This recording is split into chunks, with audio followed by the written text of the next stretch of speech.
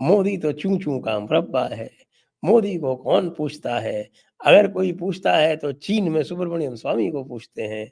इनकी जो श्रीमती जी हैं, वो पारसी हैं और इनकी जो बिटिया है, उन्होंने शादी की है मुसलमान से।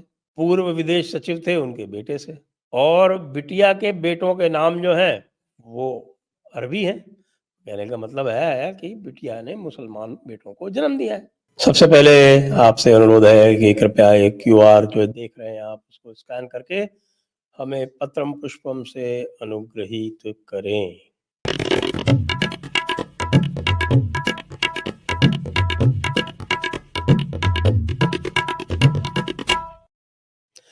नमस्ते, मैं हूं संजय दीक्षित और आप देख रहे हैं दी जयपुर डायलॉग्स। हमारे परम पूजनीय श्री सुसु स्वामी जी ने एक और नया कारनामा कर डाला और नया कारनामा करने के साथ साथ जो उनका जो हम कहेंगे रिकॉर्ड ऑफ इनफेमी यानी उनके जो अ, इसको कहेंगे कि कुप्रतिष्ठा के जो आयाम हैं उनमें एक और अध्याय जुड़ गया। तो भाई क्या होता है कि हमारे सुसु स्वामी जी ने आज एक ट्वीट किया। देखिए आपको जानते हैं कि वो मोदी जी से तो बहुत ही रुष्ट हैं और मोदी को तो वो आप जानते हैं वो सोचते हैं कि ये है क्या उनके जैसा बड़ा इकोनॉमिस्ट। हालांकि उनकी इकोनॉमी से उनके इकोनॉमिक ज्ञान से आज तक किसी को फायदा हुआ हो ऐसा कोई रिकॉर्ड नहीं है।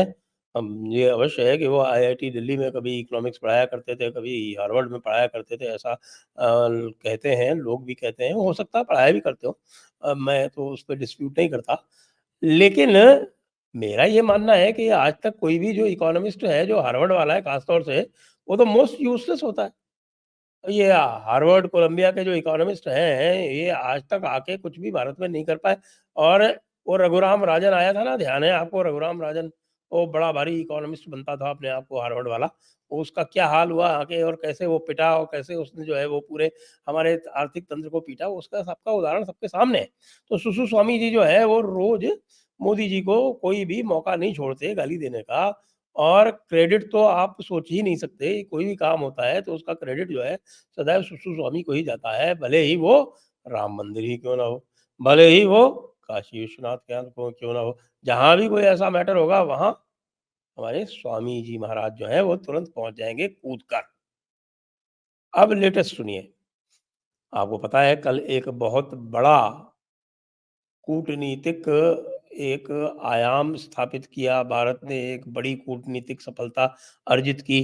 कतर से 8 अपने रिटायर्ड नेवी ऑफिसर्स को छुड़वाया और बड़े ही साइलेंट तरीके से कहीं भी हो हल्ला किए बिना और बिना कतर को कभी रॉन्ग बॉक्स में डाले। ठीक है, हमारे जैसे यूट्यूबर जरूर कतर को रॉन्ग बॉक्स में डाल देते थे, लेकिन सरकार की ओर से कभी भी एक भी लूज स्टेटमेंट नहीं आया कतर के विरुद्ध। लेकिन अंदर ही अंदर क्या हो रहा था वो हमारे हमारे सोर्सेज से पता चल रहा था। वो सब होके वो लोग छूट गए। अब छूटने के बाद साहब मजे देखिए। श्री सुब्रमण्यम स्वामी और सुसु स्वामी जी एक ट्वीट करते हैं जी, और उस ट्वीट में लिखते हैं कि भाई ये देखिए कि जो ये पूरा का पूरा क्रेडिट है ये मोदी जी ले रहे हैं, यह उचित नहीं है। क्योंकि मोदी जी को इसका क्रेडिट नहीं जाता है। जब मोदी और जयशंकर और डोवाल जो है वो हार मान गए थे, तब उन्होंने शाहरुख खान को कहा और शाहरुख खान के बहुत अच्छे रिलेशंस हैं कतर के अमीर के साथ, तो शाहरुख खान ने जाकर और कतर के अमीर से बात करके इनको छुड़वाया। ठीक है साहब?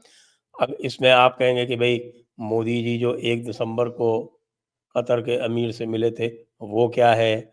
जो मोदी जी ने और दूसरे तरफ से जो दबाव डाले थे, जिसको मैं आपको लगातार बता रहा हूँ, जो जीसीसी कंट्रीज़ की तरफ से गया था, वो क्या है? आप ये भी पूछेंगे कि भई भारत ने जो डाइवर्सिफ़िकेशन करना आरंभ किया, वो क्या है? और फिर डाइवर्सिफ़िकेशन करने के बाद में फिर भारत के जो रिन्यूअल का जो क्लॉज़ था, वो एक्सरसाइज़ होके 20 साल के लिए रिन्यूअल हो गया एलएनजी डील का, वो क्या है?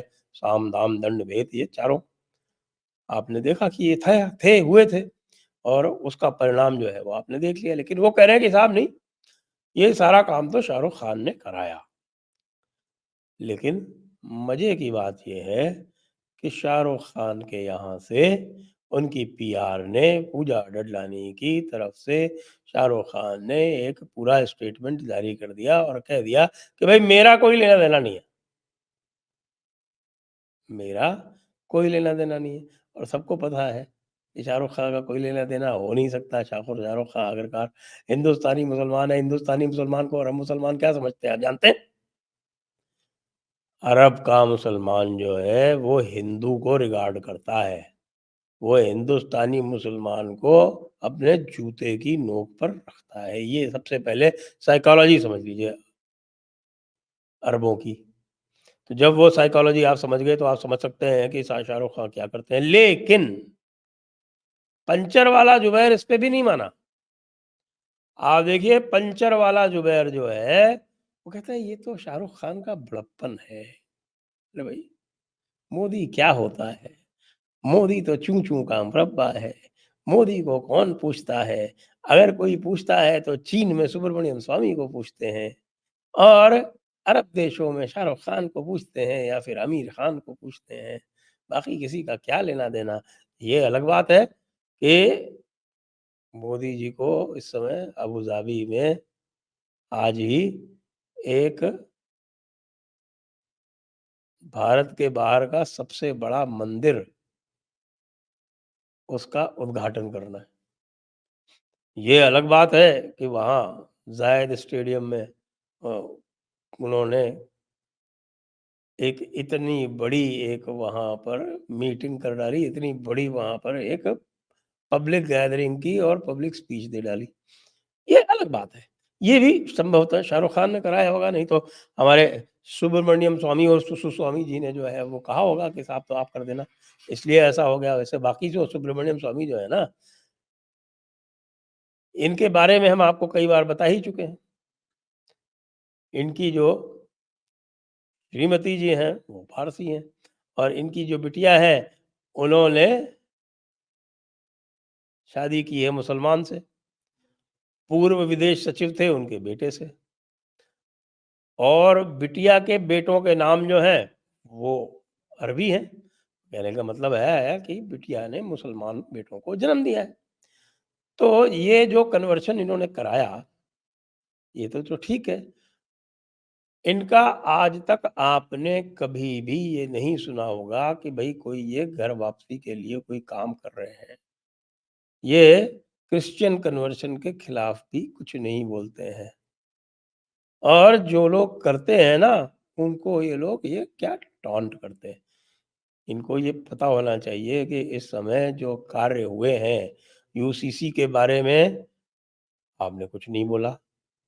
यूसीसी अच्छा है या बुरा है, आप बता दो। आपकी बिटिया ने तो शायद स्पेशल मैरिज एक्ट में शादी हुई की होगी ना, नहीं तो अब तक 3 तलाक हो गया होता उसका।